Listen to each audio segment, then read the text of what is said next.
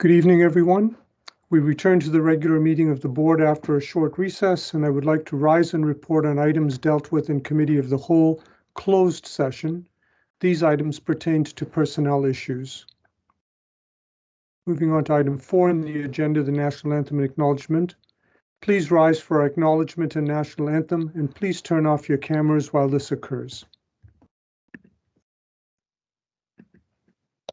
We would like to acknowledge that we are here today on the traditional territory of the Mississaugas of the Credit First Nation. Nous tenons à reconnaître que nous sommes sur le territoire traditionnel des Mississaugas de la Première Nation de Credit. Oh, Canada, our home and native land, true patriot love in all of us command. Quand on grâce est porté le pays, il s'est porté la croix. Ton histoire est une épopée des plus brillants exploits. God keep our land glorious and free. Oh, Canada, we stand on guard for thee. Oh, Canada, we stand on guard for thee.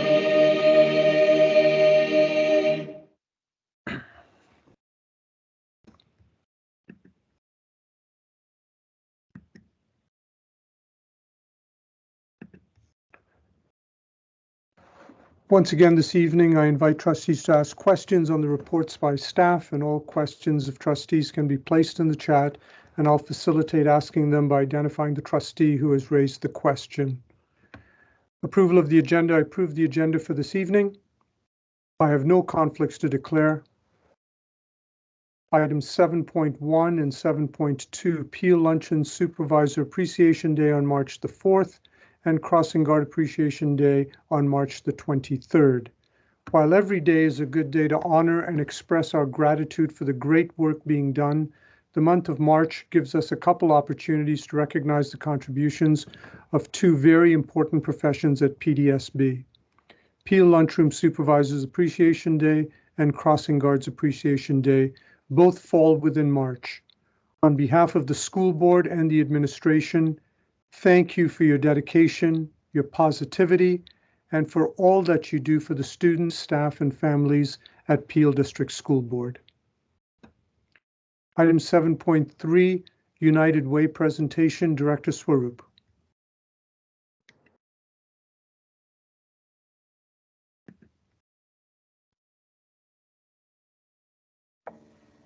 Thank you, Supervisor Rodriguez, and through you, I will ask Superintendent Leslie Grant to present the United Way report.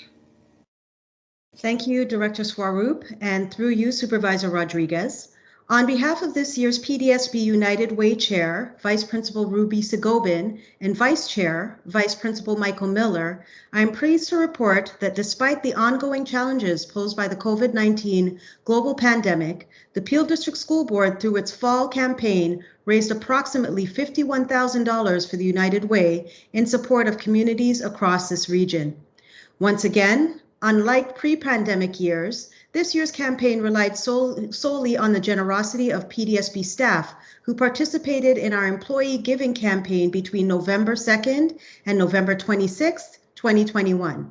Director Swaroop also played an active role in stoking enthusiasm for the campaign by sharing a personally recorded message that was shared across the system halfway through the campaign to encourage those who could participate to participate.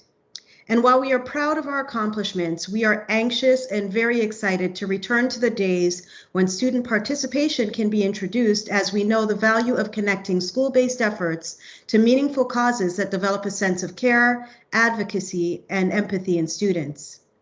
As a superintendent representative for the Peel District School Board's United Way Committee, I want to thank Ruby Sigobin, Michael Miller, Ashley Bigda, Jennifer Pava, and Director Swaroop for their contributions to this effort. I also want to extend a huge thank you to our United Way partner, Raj Chandegra, and United Way President Daniele Zanotti for their participation and support of our efforts. And through you, Supervisor Rodriguez, I would like to call on United Way President Daniele Zanotti for further comment. Daniele? Thank you, Leslie, and joined virtually by my United Way colleague, Raj Chandegra. Let me start by thanking the heads, and hearts behind the 2021 Peel District School Board campaign, above and beyond everything all of you heroes already do on the front line every single day.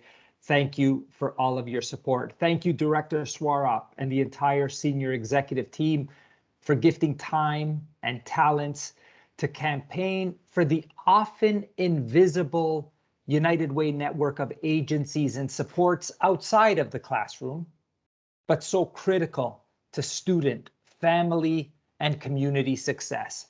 And to the trustees for supporting this decade-long partnership between United Way and the Peel District School Board. And thanks to each and every one of the staff who donated to our community recovery campaign at a time when people, this Peel place we love, this GTA we love, needed you, care, zooming in and zooming out more than ever. So little Daniele spent my summer in my nonno grandpa shoemaker's shoe shop, his bottega. There was always the scent of leather and just out of the oven, fresh bread with extra virgin olive oil. Oh my goodness, friends, I'm getting hungry at 7 o'clock just thinking about it. There was always some paisano who was coming and going, nonno sipping from his ubiquitous espresso cup, always a smile on his face. And sometimes when the needle needed to stitch the thick leather at the exact perfect tiny spot, he would grab this cannocchiale and zoom in just to make sure the needle hit the tiny perfect spot precisely. And sometimes when the person was leaving with their new shoes on, he would take this cannocchiale and zoom out to watch the heel hit the stone step perfectly, and then call Maria back and chisel the left side to make it just right. The secret of the craft, Nonno said, knowing when to zoom in and zoom out. That's the secret of our craft at United Way, a craft you make possible with your donation, with your campaign. Because within hours of our March 2020 lockdown, and ever since, United Way has provided flexible funding to our network of agencies. Well over $8 million in multi-year funding to 55 agencies working in neighborhoods across Peel, and an additional $5 million in emergency COVID funding to agencies big and small, 65% who had never received United Way funding before. All of these Peel agencies zooming in to the tiny, precise pressure point of the pandemic, sneaking phone cards, free mobile devices to women locked down with their perpetrator in the threat or worse, reality of gender-based violence. Preparing, delivering thousands of culturally appropriate meals to isolated seniors, providing online counseling so a suicidal teen from one of your classrooms could access a United Way social worker at 2:56 a.m. And then United Way zooming out, entering into formal partnerships with local municipalities, with the region of Peel, sticking ourselves right in between the public health department and the community, meeting virtually every week to solve issues. Our community response table leading the APNA health campaign with United Way agencies Indus and Punjabi Community Health Center, hiring local residents, in COVID hotspots across Peel to knock on neighborhood doors, reach out to their network, increase vaccination, and decrease COVID rates. And our very own partnership, the Black Youth Success Initiative, now going into its 5th year, enabling well over 250 youth across 13 schools with wraparound supports provided by community agencies like Roots, Entice, Free for All Foundation, and Rescue Youth. Now expanding its mandate to support youth post-high school, and this Made in Peel model expanding into York and Toronto too. That's your donation on the front line. Right here in neighborhoods in Peel, right across the GTA, United Way, thanks to you, the largest investor in social services next to government. And right now, as we speak virtually, we are faced with deepest need on our front line. That's what it's called in crisis theory, the deepest need. It's the first wave of people seeking support as soon as a large-scale crisis seems to lift for most of us. And it's not necessarily more numbers knocking at our agency's door. It's often less numbers in more dire needs.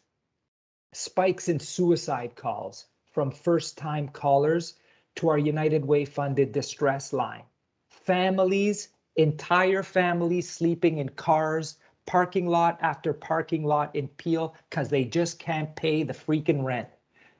And that woman and her kid finally fleeing abuse, escorted by a United Way worker to the local emergency department with levels of physical and emotional trauma health professionals have never seen before. The deepest need on our front lines now, your gift to United Way on our front lines now, because we know every buck we invest in this network of agencies today saves us $9 in long-term social assistance, emergency health care, education, employment support. Thank you for being with us, Peel District School Board, for allowing us to zoom in and zoom out in neighborhoods across Peel. You are making a difference.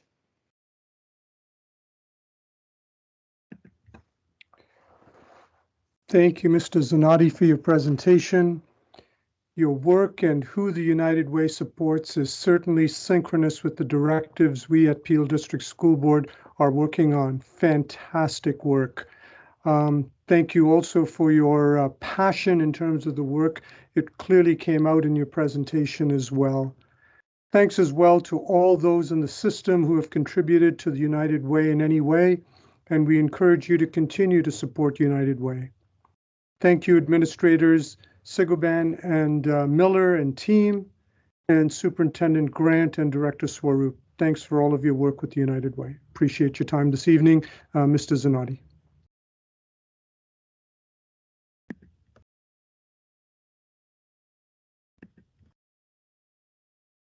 Moving on to item 8, staff recognitions, 8.1, retirements.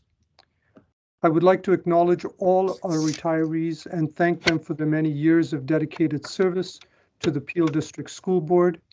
We wish you every success in your future endeavors. This month's retirees are Teresa Allworth, Laura Andrews, Kent Armstrong, Shabuddin Assam, Judith Barreau, Rosetta Siliberto, John D'Amito, Julia D'Amico, Shakila Isat, Nancy Gilliard, Bev Hare, Kim Hatfield, Carol Hill, Adele Hollingsworth, Sam Kern, Lori Letourneau, Mike McQuain, Nadine Morris, Martina Ort Dimension, Gail Price, Catherine Robertson, Joan Robertson, Nancy Rowland, Leslie Weichel, and Rhonda Wood. Thank you again for your dedicated service. Number 9, I have no announcements this evening from the chair. Number 10, 10.1, student trustee update. Student trustees Sen and Zhao.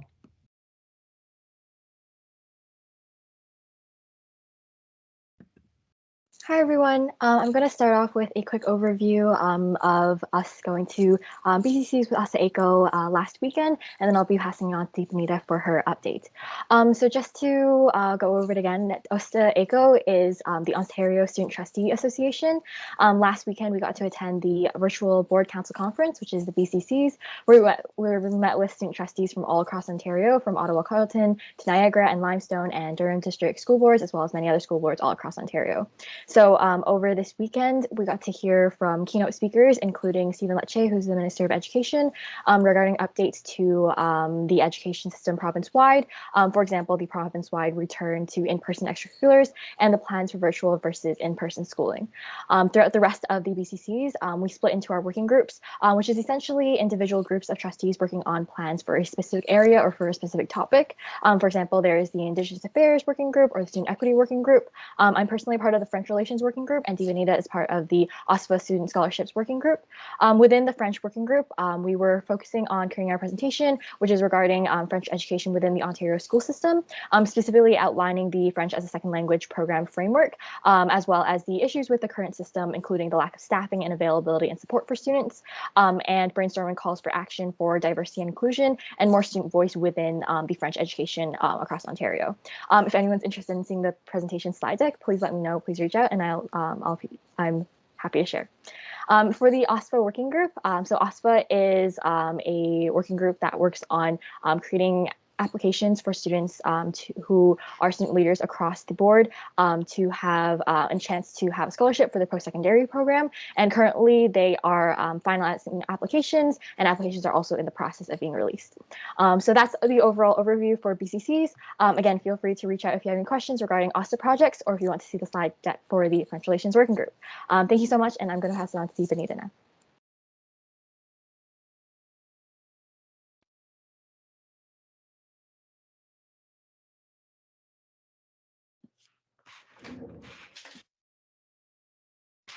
Hello, everyone.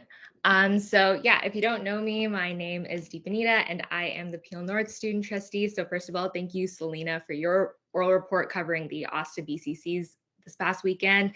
And so I don't really think I have anything else to add to that necessarily, other than, again, like, I'm super grateful. We are super grateful for the opportunity to go to these conferences, because we really do learn so much and have the opportunity to meet new people and make new friends, and all of it just makes the experience of being a student trustee so much better and so much more rewarding. And so yeah, thank you to the board for letting us go to these, and also special shout out to Donna and the entire governance department for always setting this up for us. But anyways, for my oral report, I wanted to share kind of like a project, initiative, or like event, I guess, that I've been working on for the past couple weeks, called the Student Voice Meetings. And so I've been working on this along with Selena and the PSPC. So for anyone that doesn't know who the PSPC is, they are a group of Peel secondary students who were elected by other Peel secondary students. And they're kind of like this group that works together with us and just, you know, like other student groups in Peel to create this open and safe community for PDSP students to voice their concerns and opinions on various things, as well as give them a space to connect with other students all across the board. So yeah, really great group. And we've been working very closely with them for a bit now. And so, as many of you know, back in November of this last year, technically, there were a lot of conversations happening at the board, you know, concerning sexual assault and sexual violence. And since then, I think that we, like, as a board, have made a lot of progress in addressing these issues and having these really important conversations about consent and the culture of consent, you know, that is at our schools right now. And so, like, first of all, thank you to Teralyn and Sue and Katie and Jana and Valerie and everyone else who has worked on this and on the consent culture website, and who has worked with myself and Selena to work on this, because it's been really great to see how, you know, how much we can do when the board works with students and listens to students about issues that we care about and issues that we see at our schools every day. And so I bring this up because, you know, that's kind of like, that happening was kind of where, the idea of student voice meetings was born. And so because back in November when that was happening, there was also this meeting that happened at one of the PSPC monthly general meetings where a few members of the board were present. And it kind of was this meeting where students from all across the board had an opportunity to voice their concerns, voice their opinions, and give their suggestions on how they feel that the board should go about addressing these issues and what they think would be a good and viable solution to this. And we had members from the board that were there live and present to answer these questions and take all of these suggestions into account, so that going forward we could keep the student opinion and the student voice in mind when creating things. And so at a debrief meeting with the PSPC that happened afterwards, we were talking about how we wanted more opportunities for students to be able to connect directly with people at the board, the people on this meeting.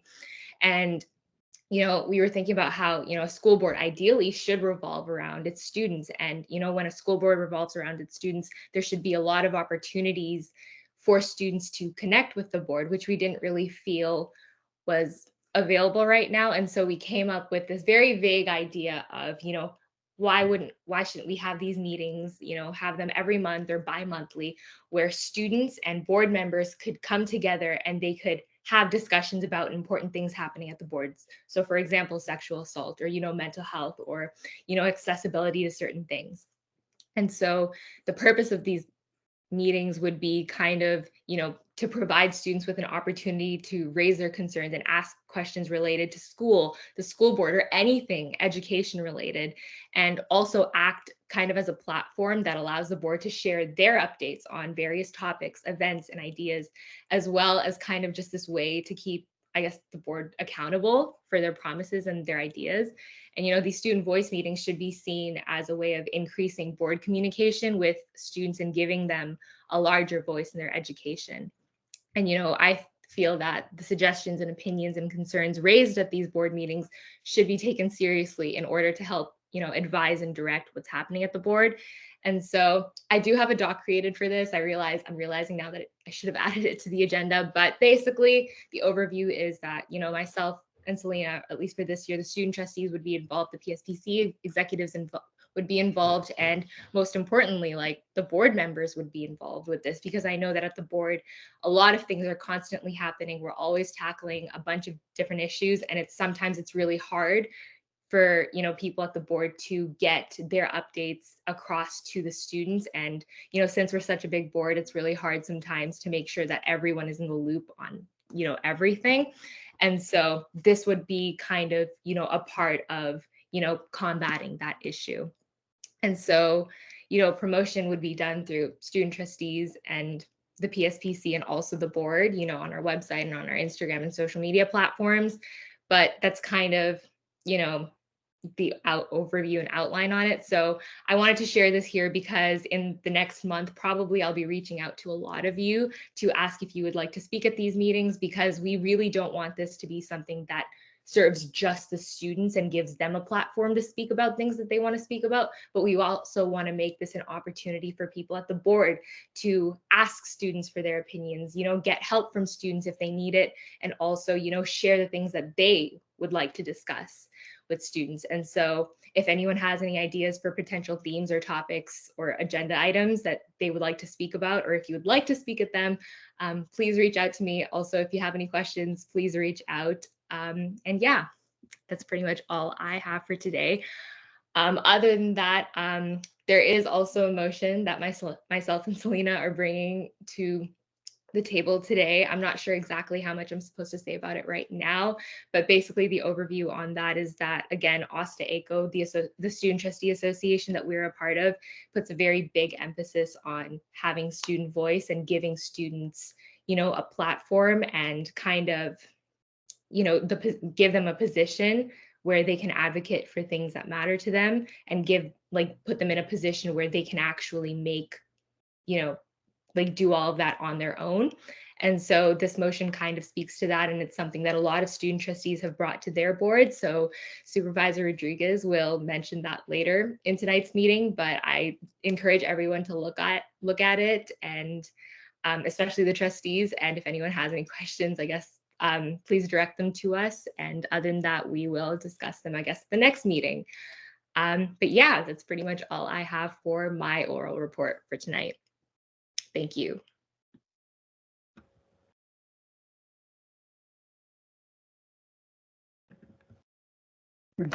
Thanks, student trustees San and Zhao, for your report, and thanks for representing the Peel District School Board so well at Asta ACO.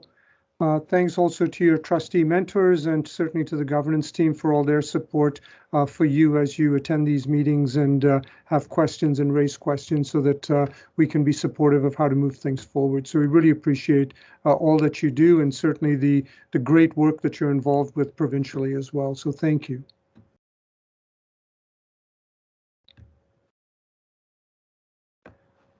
Going on to number 11, reports from trustees appointed external organizations. Trustee Crocker on Indigenous Education Advisory Circle. Trustee Crocker. Thank you, Supervisor. The Indigenous Education Advisory Circle last met on February 10th. The circle, as we may know, is comprised of a number of community representatives and led by PDSB staff. I am the trustee rep to the IEAC. At the February gathering, we were updated, first of all, on the Indigenous Knowledge in Math initiative, which was particularly interesting as it included, for example, applied geometry in beading.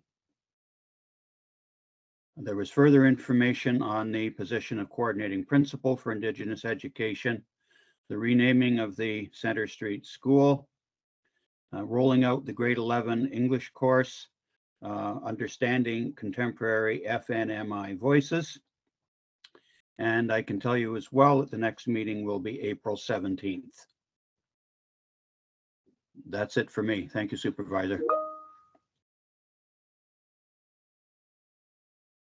Thank you, Trustee Crocker, and thanks for your representation on that committee. Certainly look forward to the next report. Sounds like you certainly deal with a lot of important issues that can be helpful in terms of moving this voice forward. So thank you for your involvement. Thank you, Supervisor. Moving on to item number 12, Director's Leadership Report, Director Swaroop.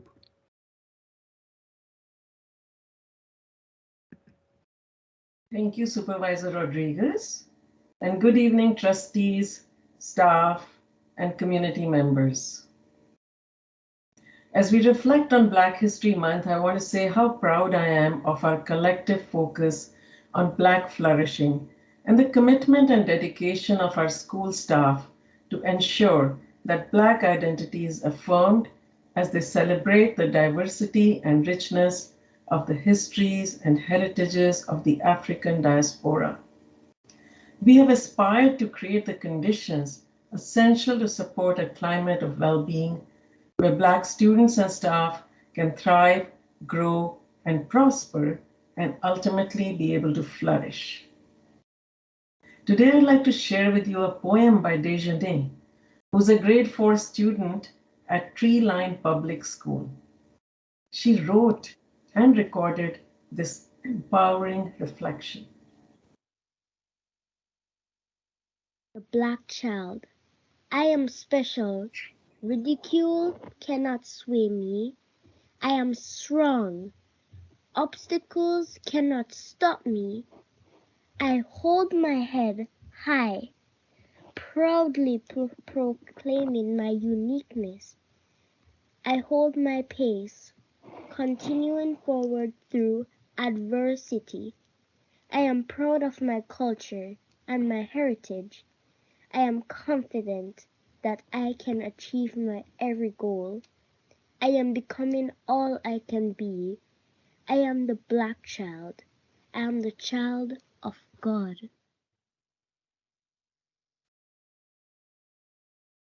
That was so powerful. And reflecting on the words of Desjardins' poem, it deeply resonates for me the importance of valuing and affirming our students' identities, specifically those who are historically and currently underserved. The power that exists when children are supported and empowered to see their brilliance and express who they are through deliberate thoughts and actions. I would also like to share a short video of some of the programs and lessons that have taken place in our classrooms during Black History Month.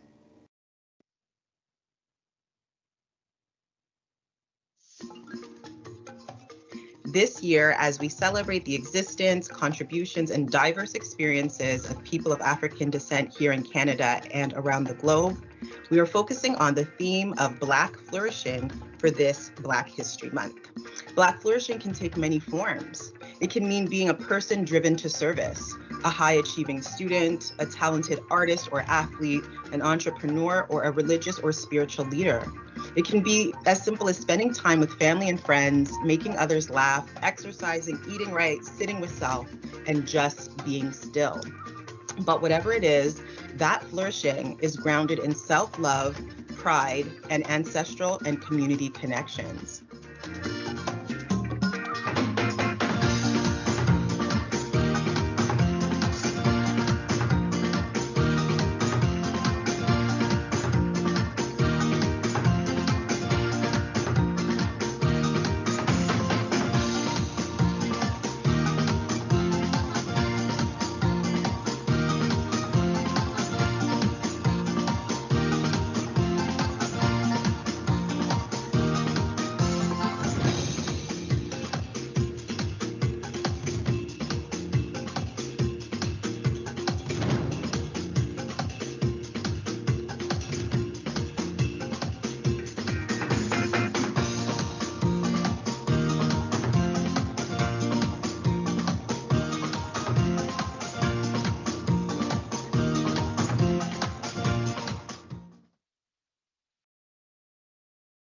As a system, it is critical for us that the learning you saw goes beyond Black History Month to be deeply embedded in all our work throughout the year, which is why I'm pleased to announce the newly formed Network of Black Studies Educators.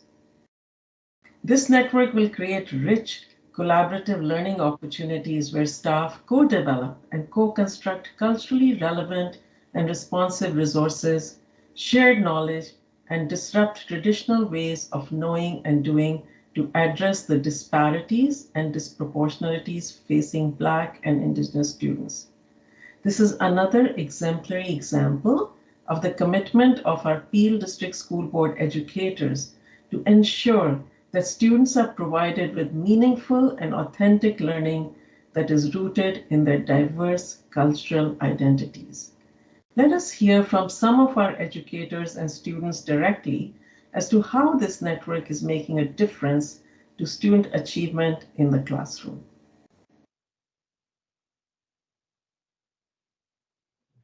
We're proud to be launching the Network of Black Studies Educators of Peel for curriculum transformation. I know that it is in the classroom that we will make the biggest difference to Black student achievement by incorporating the history, identities, and contributions of Black Canadians into our learning materials, learning environments, and teaching approaches. We believe in Black students' excellence, and we're taking responsibility for Black students' success. As a Black Studies course teacher and NBSC member, supporting teachers in implementation and integration of Black Studies courses in their school, I'm empowering teachers to engage in culturally responsive teaching and anti-racist teaching that allows teachers to create a more equitable classroom that eliminates barriers, affirms their lived experiences, and inspires them to achieve at the highest level. By providing the leadership, support, and practical examples of how to engage in culturally responsive and anti-Black racism work that addresses the erasure of Black and Indigenous epistemology in our curriculum, I believe teachers will move from theory to practice, and we will see tangible results for all student success, especially Black students, through work of the NBSC. It's a very important course because it doesn't silence the visible minorities. Yes, we've been learning about white history for the past how many years, but to finally learn about Black history, or better choice of words, the full Canadian history, means that visible minorities won't be pushed aside or silenced anymore in the education system. The course teaches important aspects of history and institutional and interpersonal racism that other social science courses leave out. Without this course and the lessons taught by Mr. Atwell, I would not know about slavery in Canada, and the resistance made by many enslaved people, nor would I know about the many accomplishments of African kingdoms. After completing this course, I realized that it is very important that other schools teach this course as well, as it educates not only the students, but the teachers as well about the Black experience and what it's like to be a Black person living in Canada.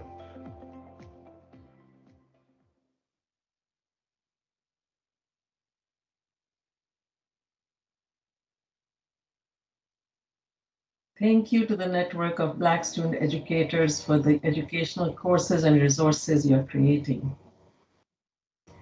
And over to Pink Shirt Day. Today marks Pink Shirt Day, a day when Canadians coast to coast take a stand against bullying by wearing pink shirts to show their support for safe and inclusive environments and encourage kindness over bullying. These are pictures from our schools today. It's critical that all our students and staff feel safe, affirmed, welcomed, and respected, regardless of race, cultural background, gender identity, sexual orientation, ability, or socioeconomic status.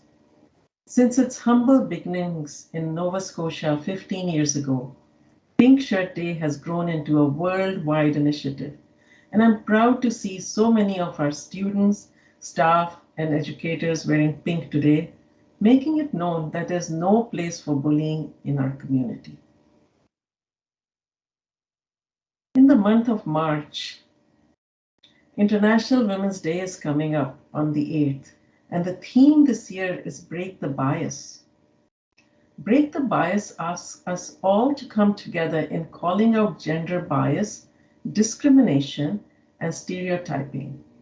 As educators, it encourages us to focus on maintaining high expectations for girls and providing opportunities through culturally relevant and responsive teaching where our students can showcase and amplify their unique talents. It is important that we continue to provide rich opportunities for engagement through STEM and student-driven initiatives. We will continue to empower all girls to have the freedom to choose their own path, free from discrimination and bias, and become future leaders. And now I'd like to take some time to recognize the unsung heroes in our schools who have been pivotal to keeping our schools and students safe every single day, and not just during the pandemic. Our maintenance staff are among the best, going beyond what is expected to keep our learning environments safe and healthy. They've shown how much they care about our students, and for that, I extend my heartfelt gratitude to all maintenance staff for their role in welcoming our students back to in-person learning. March 4th is Peel Lunch Supervisor Appreciation Day, and thank you to our dedicated lunchroom supervisors for all that you do in overseeing a safe environment at lunch, both indoors and outdoors, and for assisting those students who may need a bit more support. And if you see, it's written there, the photos are taken before the pandemic, so you don't see the masks. And while it may be a few more weeks away, I'd like to acknowledge Crossing Guard Appreciation Day on March 23rd. Beyond keeping us safe, they also play an important role in ensuring people are seen and treated with a warm welcome every day. And it's not just the students either. I've heard many friendly greetings and honks to say hello from community members as well. A huge thank you to our crossing guards for all that you do. An update on the ministry directives. We are approaching the 2-year mark since the Ministry of Education issued their report containing a series of 27 directives with over 54 actions intended to establish strong accountability measures and responsibilities, restore good governance, and model equity-focused leadership at all levels of the organization with a clear mandate to eradicate anti-Black racism and inequities throughout the Peel District School Board. We remain steadfast in our commitment to ensure all students, specifically Black and Indigenous students, can realize their full potential in classrooms and schools where they are supported, respected, valued, and welcomed. We are pleased to share that Directive 11, the Student Equity Advisory Committee, is now completed and approved by the Ministry of Education following the submission of the terms of reference. While the last few meetings have been virtual, as you can see in the picture, I hope I'll be able to meet in person with students on an ongoing basis to gain a deeper understanding of how the board can be more responsive in not only supporting their educational pathway, but also in creating the necessary structures and conditions to amplify their voices in decision making. I'm also excited to share that the anti-racism policy is in its final stages. We are currently engaging in community consultations, seeking feedback on the policy. We look forward to sharing the final draft of the policy at a board meeting this spring. And lastly, the work on Directive 21, student discipline, continues to disrupt, dismantle, and reimagine the ways in which we support our students. Our Caring and Safe Schools Department has been established with a superintendent and 4 coordinating principals, providing the necessary infrastructure to support multiple stakeholders. Policy 48 should also be released in the spring as we engage in community consultations to create meaningful policies that are inclusive of all students. And in the Director's 2020-2021 annual report, which will be released in spring, progress updates on all directives will be provided. I encourage you to visit the Ministry Directives dashboard to gain a deeper understanding of our collective actions towards achieving the Minister's directions and going beyond the baseline actions to work towards deep and sustainable change. And now I'd like to turn our attention to some exciting news for the new school year. Peel Virtual Secondary School. It's no surprise that today's students use technology in all aspects of their lives, and increasingly we're hearing them tell us that they want their learning experiences in school to reflect this. And it's important to us at Peel District School Board that each student has the option to engage in the kind of educational experience that will set them up for success, which is one of the primary reasons we'll be launching Peel Virtual Secondary School for the 2022-2023 school year. For those students who thrive in digital learning, we want to give their families and them the choice to continue down this path. Students at Peel Virtual Secondary School will engage in innovative learning experiences that support the development of digital literacy, global competencies, and other transferable skills to help them succeed in a digital and ever-changing world. Anu Arora is the coordinating principal of the virtual secondary school. And rather than speak to it myself, I'd like to play a video featuring Anu that gives you a bit more insight into the virtual school.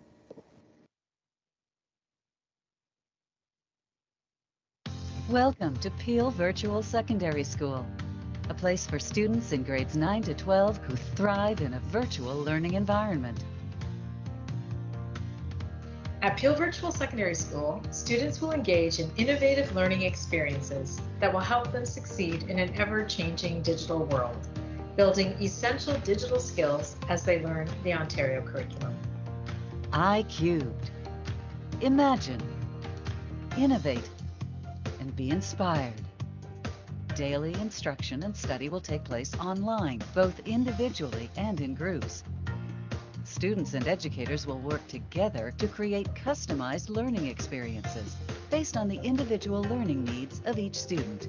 Being the inaugural class of Peel Virtual Secondary School, students will also play a pivotal role in helping shape the virtual learning experience for future students. We intend to offer engaging co-curricular and extracurricular activities to keep students engaged and connected. To learn more about Peel Virtual Secondary School, including how students can register for the September 2022-23 school year, visit peelschools.org/PVSS. Registration deadline is March 4th, 2022. Imagine, innovate, and be inspired at the Peel Virtual Secondary School.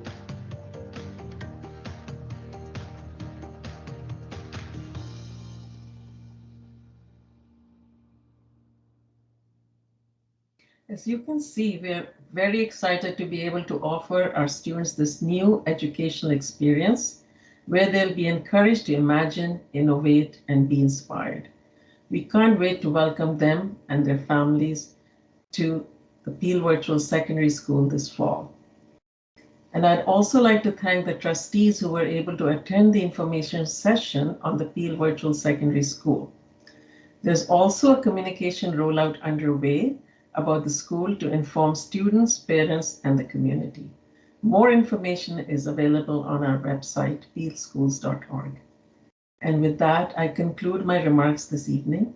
Thank you.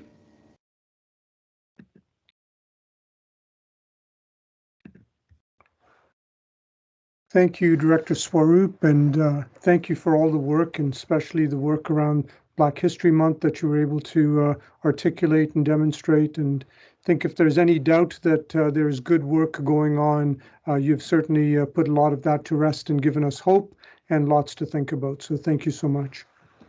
13, the consent agenda. There are no matters on the consent agenda this evening. 14.1, the minutes for the board meeting of January 26th, 2022. I approve the minutes of the board meeting of January 26th, 2022.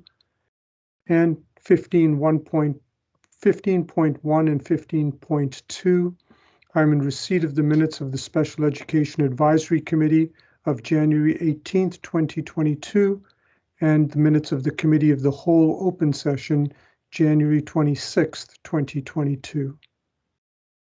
And moving on to the staff reports, item 16, 16.1, COVID-19 update number 15, Director Swaroop. Through you, Supervisor Rodriguez, I will now ask Coordinating Principal David Morgan to provide update 15 on COVID-19. Thank you, Director Swaroop, and through you, Supervisor Rodriguez. As part of the Peel District School Board's ongoing commitment to student learning and student safety, the Peel District School Board is responsible to operationalize and cooperate with the guidance, orders, directives, and mandates of the Ministry of Education, Peel Public Health, and the Chief Medical Officer of Health. Please accept this oral report as a summary of recent updates. In our continued commitment to transparency with our community, we would like to share with you the number of classes that have temporarily moved online and the number of schools that have issued a 30% absence letter to the community in the month of February. This information is also available on the board website at the COVID-19 safety measures page. The difficult decision to temporarily move a class from in-person to online learning occurs when there is insufficient supervision and instruction available to a class due to staff who must isolate due to a COVID-19 safety measures.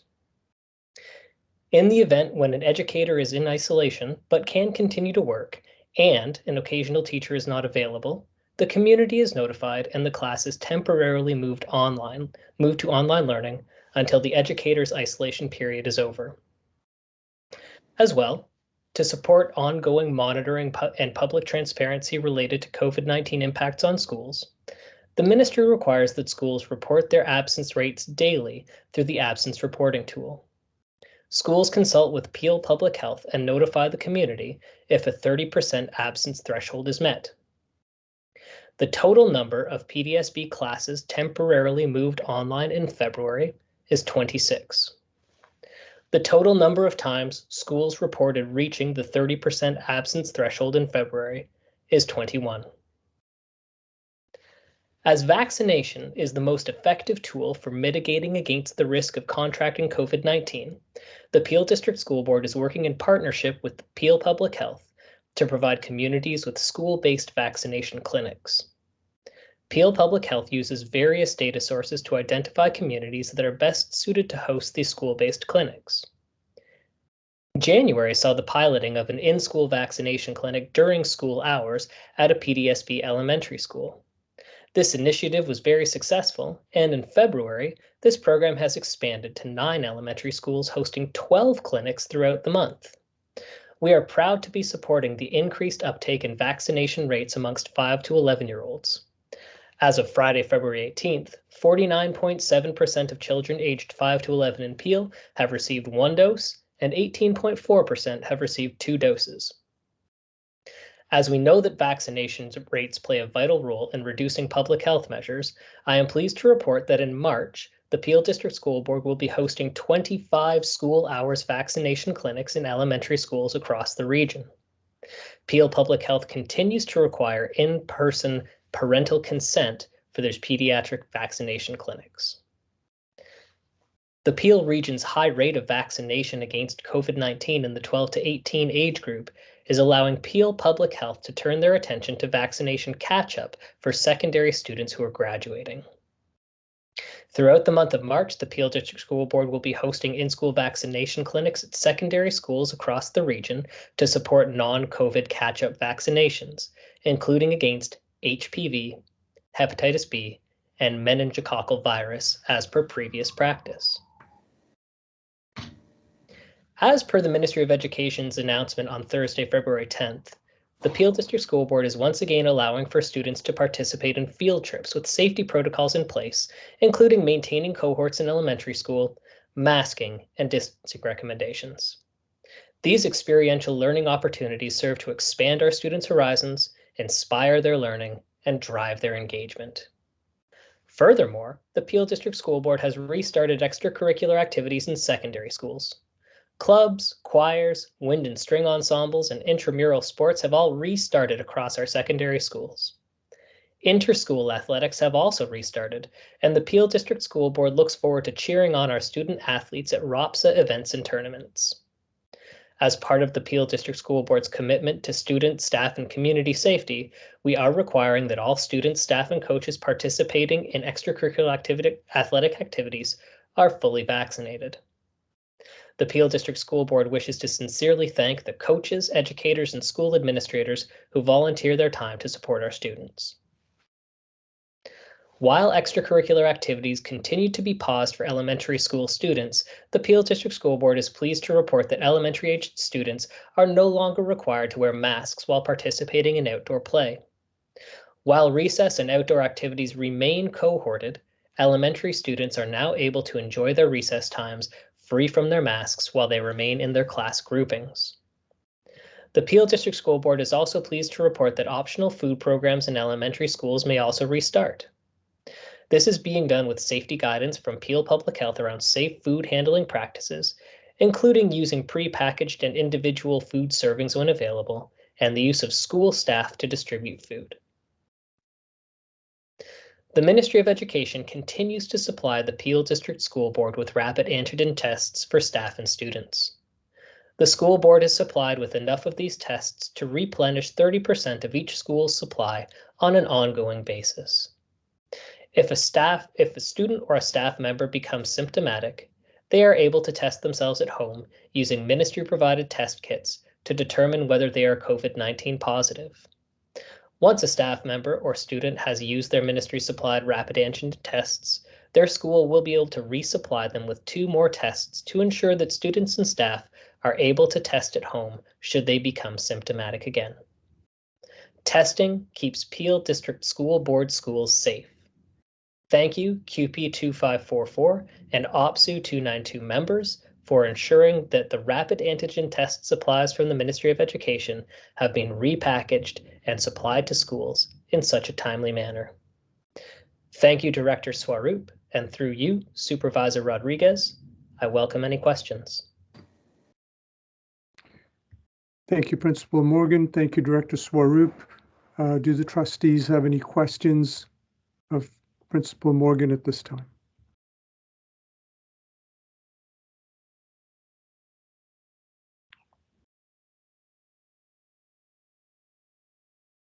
All right. Seeing none, thank you again, and thanks for the clarity of your presentation. And we hope to get an update the next time. Oh, sorry, just a second. There is a question, Principal Morgan, the 21 closures, are they schools or classrooms that you spoke about earlier of the 30% and above? So those would, when we're talking about 30% absence threshold reports, those are schools that hit an overall level of 30%. The school is not closed, but there is a notification that's sent out to the community via a letter from Peel Public Health. We did have 26 classes in February that did temporarily transition to online learning while their teacher was isolating due to COVID-19. Thank you. That question was raised by Trustee Kathy McDonald. Seeing no further questions, again, thank you, Principal. Thanks for the reply. Yep, thanks, Principal Morgan. I'm in receipt of the COVID-19 update number 15. Moving on to 16.2, the proposed school year calendars 2022-2023. Director Swaroop. Through you, Supervisor Rodriguez, I will ask Associate Director Paul De Silva to share the proposed school year calendar for 2022-23. Thank you, Director Swaroop, and through you, Supervisor Rodriguez, I present to you the proposed calendars for elementary, secondary, balanced calendar schools, including Roberta Bondar, Ray Lawson, Tony Pontes, and Pass Central, which is known as Roy McMurtry School, for the academic year 2022 and 2023.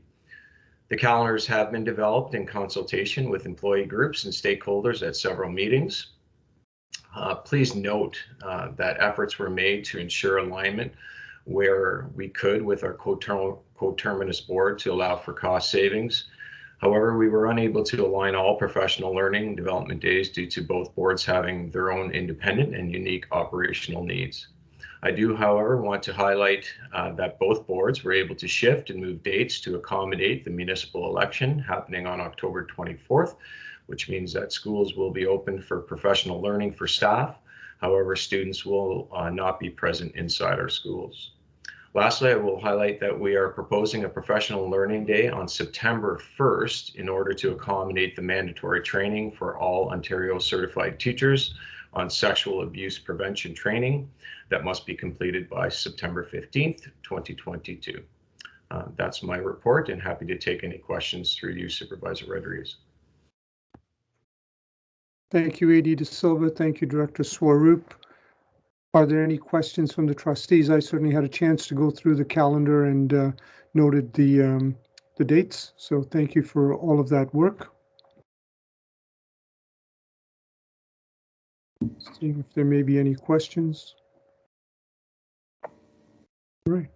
Don't think there are. There is a, sorry, just thanks again from some of the trustees. Trustee DeCrube has said thank you as well. So thanks for the good work on that. AD De Silva, thank you, Director Swaroop. And seeing no further questions, I approve the proposed school year calendars 2022-2023 pending ministry approval. Moving on to item 16.3, human sex trafficking prevention update. Director Swaroop. Through you, Supervisor Rodriguez, I will now ask Associate Director Paul De Silva to provide the update on human sex trafficking prevention. Thank you again, Director Swaroop, and through you, Supervisor Rodriguez, I present to you our second update report on the Board Anti-Human Trafficking Framework and Protocol as per Policy Program Memorandum 166. I'll begin, however, by reminding all of us that since 2007, February 22nd, which was yesterday, has been recognized in Canada as Human Trafficking Awareness Day to help bring awareness to the magnitude of this issue in Canada and abroad and encourage Canadians to take steps to combat human trafficking. It is our intent that our work in Peel District School Board will do just that. As was shared in the earlier report, the Peel District School Board continues to be a member of the Peel Human Trafficking Service Providers Committee to address human sex trafficking. And in the summer of this year, the Ministry of Education provided boards with PPM 166, Keeping Students Safe, Policy Framework for School Boards Anti-Sex Trafficking Protocols, which obliges school boards to place a human trafficking protocol in place by January 31st, 2022. Since the announcement, the PDSB has provided information to all staff during the Professional Learning Day in September, as developed by the Ministry of Education. Since that time, the Peel District School Board has been working with the steering committee to meet the obligations of the PPM. To date, actions that have been taken are as follows. Developed a draft of the protocol, creation of an infographic outlining the protocol to increase awareness for board employees, identified ministry curriculum expectations and made connections to anti-human trafficking educational opportunities, collated anti-human trafficking resources from various sources to raise awareness and prevent sex trafficking for students in elementary and secondary schools, staff, and families, prepared anti-human trafficking information video and planned for production to raise awareness and prevention, established a structure to share information on external and internal board websites, examined different training modules, reviewed resources provided by the ministry and the Canadian Centre for Child Protection to be implemented for training and support. During the board mandatory professional days prior to the beginning of 2021-22 school year, all staff received information about the PPM on anti-human trafficking. Established a steering committee to further develop initial training resources chaired by staff from social work and school administrators to respond to the board's obligations to establish and action the core and essential elements of the protocol. Ongoing efforts to include community voice, making connections to service provider committees, and linking to resources of the community. We are also in the throes of developing a critical path for delivery of the aforementioned resources and training, such as reviewing finalized resources with the Director's Office and Superintendents of Education scheduled for March, securing qualified and experienced trainers for professional development in April, sharing resources and delivery of professional learning to field office superintendencies, our principal groups, also in April, continuing that learning and sharing down to school staff, board department meetings in April and May, and continued planning regarding follow-up, continued professional learning, additional resources, including other identity-specific speakers, and next steps and accountability measures to determine success. Again, I would like to thank you for your time, Supervisor Rodriguez, and would like to reiterate the urgency for action. As shared in the PPM, human trafficking is one of the fastest growing and unfortunately most lucrative crimes worldwide. And unfortunately, Ontario has the most police reported incidents of human trafficking in the country. And we know for a variety of systemic reasons that the number is much greater than that reported. So I look forward to the committee's work, landing with our staff, students, and community so we can all collectively do our part in combating human trafficking. I would also like to thank our co-chairs of the steering committee, Alvin Ah and Jennifer El Rafai, and the entire steering committee for their ongoing commitment to this important work. I'm happy to take any questions through you, Supervisor Rodriguez. Thank you, Adi De Silva, and thank you to you and your team for this important work. Wait any questions from the trustees. As we await their questions, I just have one question, having read the report on the next steps and recognizing the diversity that is present in Peel in terms of the communities. And I went to item number 9 on the next steps. Could you just speak briefly about how you're going to take a look at developing specific outreach and support to those various communities? Yeah, through you, Supervisor Rodriguez. Thank you for identifying that and pointing that out. It's our intent really to reach our demographics in Peel specifically. And in Peel specifically, we have nearly 50% of our students and our families and communities are of the South Asian descent, including Punjabi and Sikh communities. So we've done our best in the steering committee to provide as many voices, to enlist as many voices, to ensure that we are reaching out and providing resources, not only for educational purposes, but also for disclosure and how we go about disclosing and recognizing signs and truly listening to the voices of those students prior to enacting anything that may, if we're not knowledgeable enough, create even further harm. So it's our purpose and intent to seek individuals for training, and ensure that they, if we can, make them identity specific for our particular demographics in Peel. And I'm assuming that you're doing that in conjunction with these communities. We are doing that in conjunction with these communities. We have had ongoing conversations through Supervisor Rodriguez, and we'll continue to do so as we unfold with the plan in April, May, and June, and for next year as well. I have a question from Trustee Kathy McDonald. Do we have protocols in place to help any PDSB students that have been trafficked when we become aware of the situation? Through you, Supervisor Rodriguez, and thank you for the question, Trustee McDonald. This is the intent of the protocol that we are trying to share in the coming months, and certainly in conjunction also, there is a parallel between the work that we are doing and our consent culture that we've established, the processes around that as well. So there is direct connections that we can lean on. So it is our intent, certainly in the next couple months, to not only launch the program, share the protocol, and then share those resources with staff. So, and then in fact, we can support students who have disclosed or may disclose in the coming months because of the information that's being highlighted to them. A question from Trustee Sohi. The numbers are also high in Peel, and how are we supporting diverse communities? You spoke to that a little bit in terms of my particular question, and her follow-up is any plan involving and educating families? Through you, Supervisor Rodriguez, and thank you for the question, Trustee Sohi. Absolutely. So the plan right now and the critical path that I've outlined is starting with the frontline workers, if you will, our education staff, social workers, moving into superintendents, principals, and so on. It is our intent that there will be opportunities, certainly, for families to also gather some of that information, or that the Peel District School Board can share some of that information with them. And the likelihood is providing some workshops as well.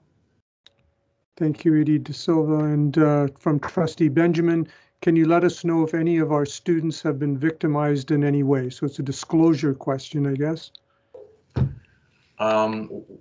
Through you, Supervisor Rodriguez, I think there's some confidentiality and some privacy issues with the question, I think, but I can share with you currently that we currently have students who are being trafficked and are currently involved in situations such as anti-sex trafficking.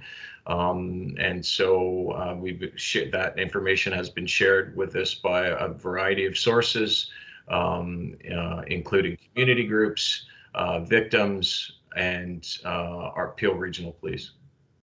Thanks, A.D. De Silva. Question from student trustee Sen. Going forward, how will awareness of human trafficking be brought upon PDSB students? For example, will there be seminars on the topics at every secondary school, or will there be educational resources shared with students through school administration as well? I perhaps could probably add elementary schools as well, because we know perhaps students are trafficked quite young at times. So is there any plans for that? Yeah, through you, Supervisor Rodriguez, 100%. So the plan will be outlined, will include, again, senior team, principals, social workers, staff, students, and then all the way down to families and community. Great, appreciate that. Thank you from Trustee Sohi, and then from Trustee Benjamin, a follow-up or just a comment, I guess. I met Constable Joy Brown in charge of community mobilization at Square One yesterday, and she was very happy to come out in the community to educate the community. So I guess just in way of comment, and she thanks you as well. Seeing no further questions, A.D. De Silva, thank you so much for all of your work on this. We look forward to the updates and certainly the formalization of the implementation of the plan. So thank you. And thank you, Director Swaroop, and thanks to your team as well.